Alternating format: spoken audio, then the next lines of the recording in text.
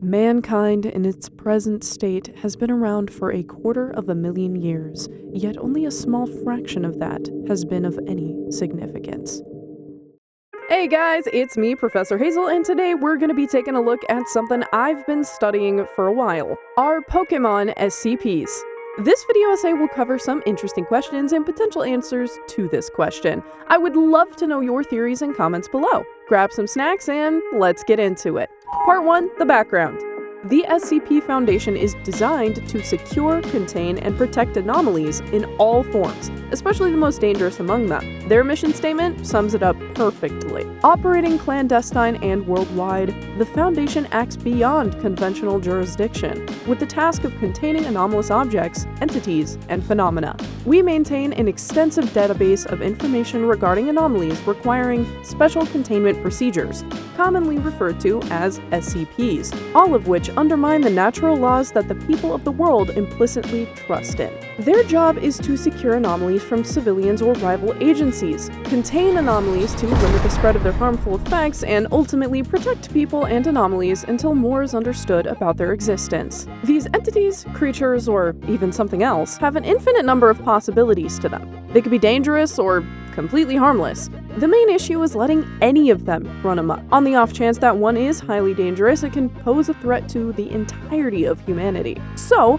what is an anomaly? Are there certain criteria, or is it just an unknown entity? The definition seems pretty consistent across universes here. The standard definition is that it's something that deviates from what is expected. I know, that's a pretty widespread definition. In the SCP universe, it is used generally for unknown objects, entities, or phenomena. Going back to and within the world of Pokémon, not much is entirely known about their existence. Pokémon are often cited to being creatures that are just difficult to understand. There's a reason why people like Professor Juniper, Birch, or Oak dedicate their lives to studying them. The website itself says this: Pokémon are mysterious creatures filled with many secrets. Much about their ecology remains unknown. So, is being mysterious enough to be anomalous? Part 2.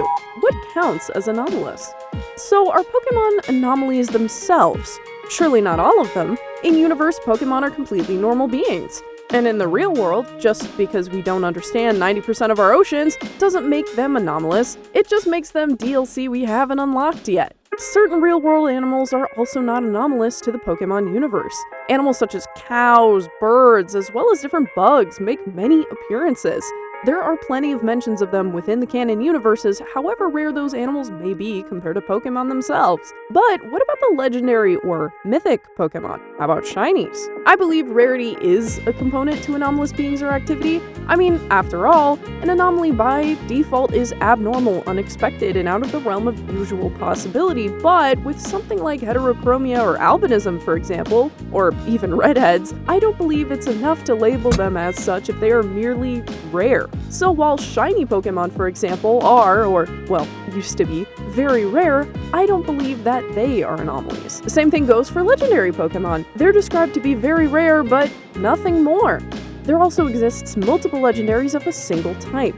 Arceus created Pokémon like Dialga, Palkia, and Giratina. Who's to say it couldn't do so again? Urshifu can either be male or female, which assumes the existence of others of its kind, and Mustard from the Isle of Armor owns one as well. Entei's Fire Red Pokédex entry says, "It is said that one is born every time a new volcano appears." Some of this is merely speculative in universe, but if it's commonly accepted that Entei comes from volcanoes, it wouldn't be out of the ordinary. I find it fascinating that legendary Pokémon are the rarest of all beings, save for mythicals, and yet, even they are expected in some form or another. These are only a couple examples, but multiple times it has been proven that many legendary Pokémon do, in fact, exist simultaneously. Going one step further, would mythical Pokémon count as SCPs? If there can be multiple legendaries and shinies, and technically normal in universe, what about mythics? It's honestly largely the same as legendaries.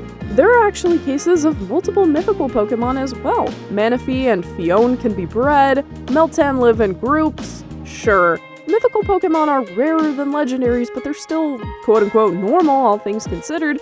None of the Pokémon are technically considered anomalous by a typical definition. The only one I say would come close is Arceus, except that's not entirely true, and I'll get to that. So, while Pokémon themselves in universe are not anomalies, they certainly would be in other universes.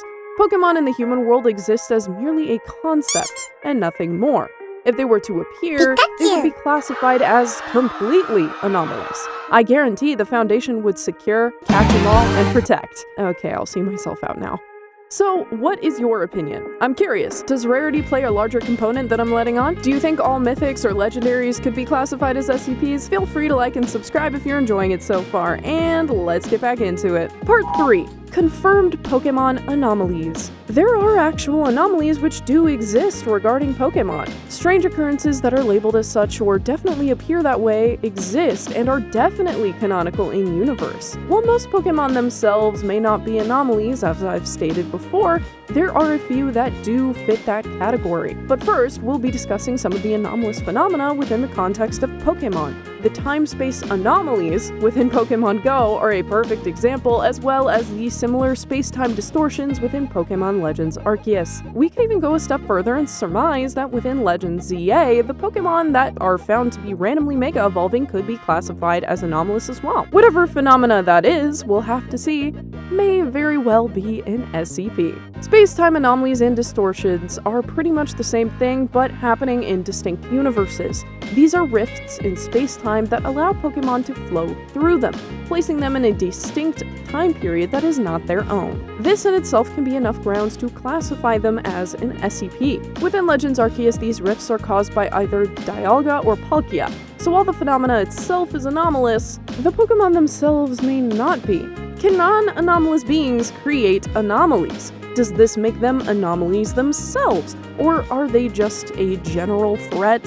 Okay, let's put a pin on this. Diving further into it, I realize my initial definition wasn't entirely comprehensive. The SCP Foundation does not only classify the unknown or expected as SCPs, but things that merely threaten the concept of normalcy. There are diseases or contagion, like SCP-20 or even SCP-914, an anomalous or non-anomalous machine. SCP-914 can make other things anomalous, which answers my question actually, but it isn't inherently anomalous itself. With this definition, anything that threatens normalcy, I do think many of the Pokémon could be classified as such. The deities of the Pokémon universe must be anomalous then, if they can threaten the existence of other life or the laws of nature. But back to Dialga and Palkia specifically, they are causing the anomalous rifts. Therefore, they can be considered SCPs in of themselves.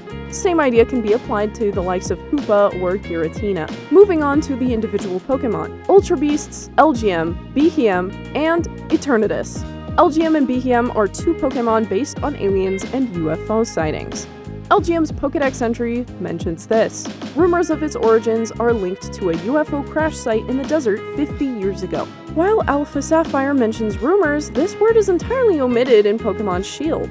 It appears the Pokémon was verified to have been discovered at least 50 years ago, which is a very short time compared to the likes of Hisui. If the rumors are true, this means that LGM and Behem are not from the Pokémon world or even universe. The fact that they suddenly showed up and possess highly potent psychic abilities that rewrite memories make this Pokémon dangerous and abnormal. This Pokémon is an SCP, in my opinion, and as to what class, judging by their mannerisms and potential threat, I would classify them as Euclid. Like most living things, they can be unpredictable at best. Next, I'll discuss Eternatus. Eternatus is called an alien multiple times throughout multiple sources. It was responsible for the Darkest Day, an event that caused the unbridled power of random Dynamaxing and Pokémon rampaging. In the anime, it's shown to be able to force other Pokémon to undergo Dynamaxing. It's safe to say that this Pokémon is a threat to normalcy and can be classified under the Keter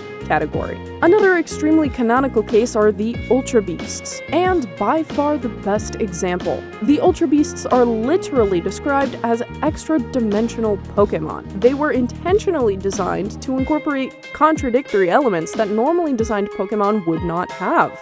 The ultra wormholes from which they emerge are also anomalies. It is a highly abnormal occurrence with creatures that are similar to Pokémon but completely mysterious in scope. The wormholes are unnatural phenomena, and the beasts should not theoretically exist in the Pokémon world, especially Alola. The Ultra Beasts even need their own special containment procedures, Beast Balls. These Pokeballs were specifically designed to capture Ultra Beasts more effectively, since normal Pokeball variants were relatively unsuccessful. If you use a Beast Ball on an Ultra Beast, you get a 5 times multiplier. If you use any other Pokeball, it's only a 0.1 times multiplier. Similarly, if you try to catch a typical Pokemon with Beast Balls, the chance of capturing them also reduces dramatically to a 0.1 times multiplier as well. Since Ultra Beasts are anomalous and do in fact require their own special containment, it's safe to say that they are SCP'S. Ultra Beasts would go into classification Keter